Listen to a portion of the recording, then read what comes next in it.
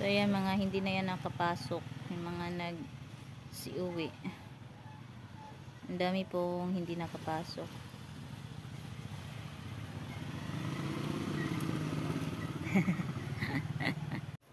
Hello mga kasari, sobrang dami po ng tao ngayon. And fully booked na naman yung Zinaida Farm.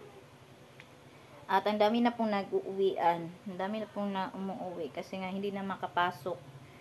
So, ayan, punta tayo sa labas para makita ninyo. Actually, may, ewan ko, may nakabook na yata kaso hindi na nakapasok kasi nga puno na.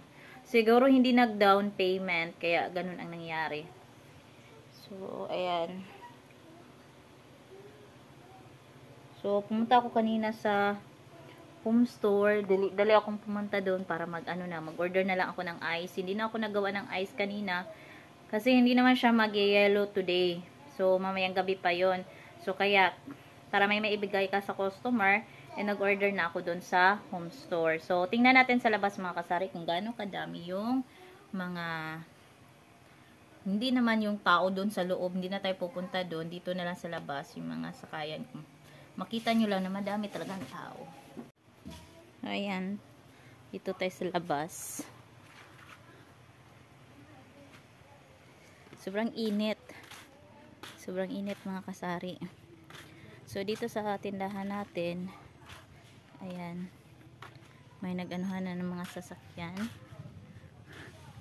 Tapos, dito naman, ayan. So, makikita nyo dyan, hanggang dulo yan.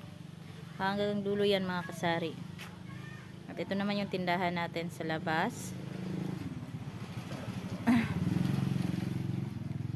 So, ito yung tindahan natin sa labas. So, yan. Dito muna tayo tambay sa labas.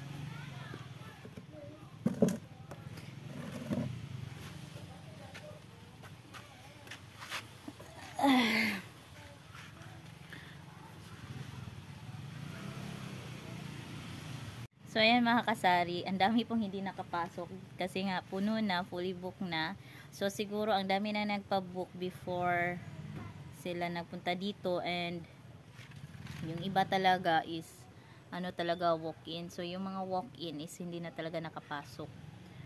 So ayan, so far ngayon okay naman, medyo tahimik lang, in like kahapon na busy. And guys, natigil lang tayo kasi yung kaklase ko high school bumili po ng San Miguel beer. So last na po yung San Miguel beer natin na naibigay kasi nga hindi nakapag purchase ng SMB Red Horse. Lahat ang nabili ni partner kaninang umaga. So hoping na okay lang sa kanila kapag Red Horse yung natin ibigay. So ayan, na din kami, no. Vlogger din pala yan siya mga kasari. So yung kaklase ko. Ano ba yung pangalan? Duaw Tabay yung pangalan ng kanyang channel. So, ayan. Binalita niya din niya mga kasari yung kaklase namin. Kaklase ko siya since elementary hanggang high school. So, namatay daw. Nagka-dialysis na daw. So, wala na akong update sa mga group chat namin mga kasari. Kasi nga, parang nag-leave na ako sa mga group. So, kaya hindi ako updated. So, since kasi na nag-asawa na ako, nagkaroon ng pamilya. So, nag-focus na ako dito sa negosyo and then sa family. So, yung mga other at saka yung sa pag-vlog, yun na lang yung focus ko. Yung sa mga group chat, di na ako ganun ka-updated kasi parang waste of time sa akin kasi nga hindi ko na talaga din siya matuunan ng pansin.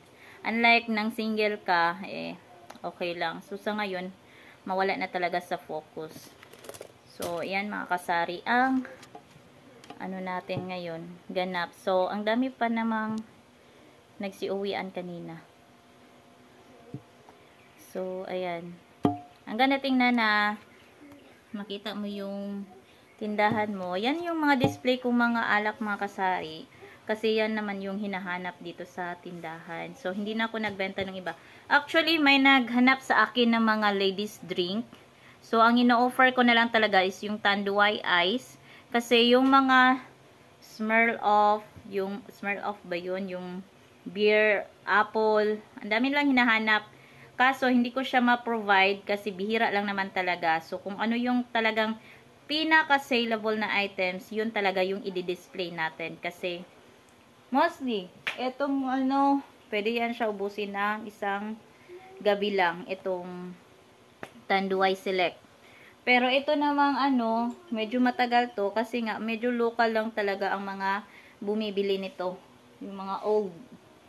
And then, Mojito and Select, yan lang po sila ang talaga, yung ganyan ng sales natin. So, ayan, yung beer natin ubos na. So, yung Red Horse meron pa naman. So, kung maghahanap pa sila ng grande, i-refer na lang natin doon kay nanay kapag naghanap. So, ayan lang muna mga kasari ang update ko sa inyo. So, sa ngayon, yung sales natin is sumabit na siya ng 1,000 plus. And, hindi siya ganun kalakas tulad kahapon. So, siguro may mga baon. And then, si Ate Chichi nandun din sa kanyang tindahan. So, yan lang muna mga kasari. And thank you so much for watching. Don't forget po to subscribe. Bye-bye. So, ayan guys, nabenta na naman tayo ng Red Horse. So, kailangan na naman natin lagyan yung ating fridge kay para malamig yung maibigay natin sa kanila.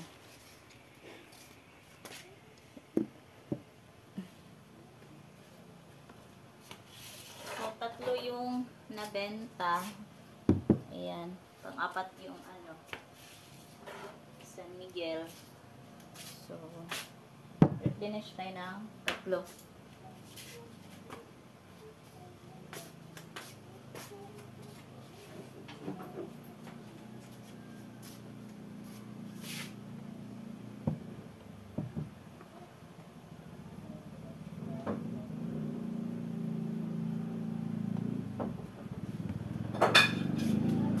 Quiet na nila ate.